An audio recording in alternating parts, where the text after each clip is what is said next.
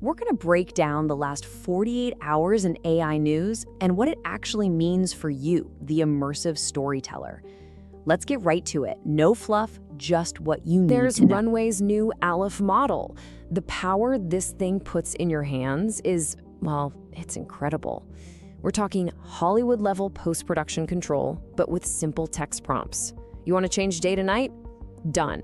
Add some smoke? Easy. Age a character up or down? It's not some complicated VFX pipeline anymore. It's just a command. You literally get to control reality. So, okay, we have all these amazing new tools. The next big question is, where do these stories go? Where do they live? Because it's not enough to have the tools, you need new stages to tell these stories on. And that's exactly where immersive storytelling is having its big breakout. You're gonna want to remember this term, spatial storytelling. Seriously, write it down. SIGGRAPH, one of the biggest conferences for this stuff, just made it a brand new official category for 2025. That's a huge signal. The industry is officially shifting towards stories that don't just happen on a screen, but happen in a physical space, with you, the audience, right there inside them. So what does that actually look like in practice? Well, at SIGGRAPH's Immersive Pavilion, you've got projects like Monster Room.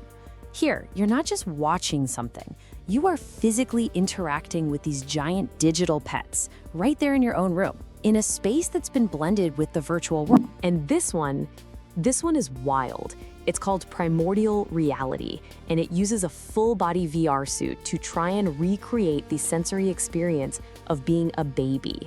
It's trying to tell a story from a perspective that is completely nonverbal, totally experiential.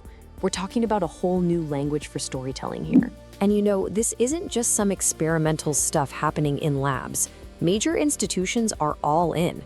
Kennesaw State University, for instance, just launched a whole new center for interactive media. And their goals are huge, from building a digital twin of the entire state of Georgia for crisis training, to prepping the next generation of creators like you in brand new VR and mocap studios. Okay, so here's the crucial part. With all this incredible new power comes, you guessed it, a lot of new responsibility. These tools are already making huge waves in society, and they're bringing up some really urgent ethical questions that you, as a creator, are going to have to face head on. On one hand, AI can be an absolutely amazing force for good.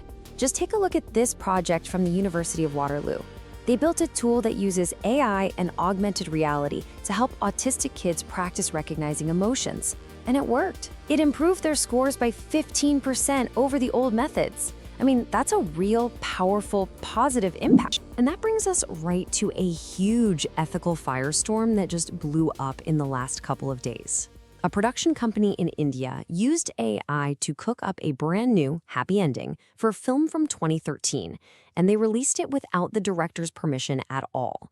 Some fans loved it, sure, but the director's original artistic vision just erased. So you see, this isn't some far-off theoretical debate anymore.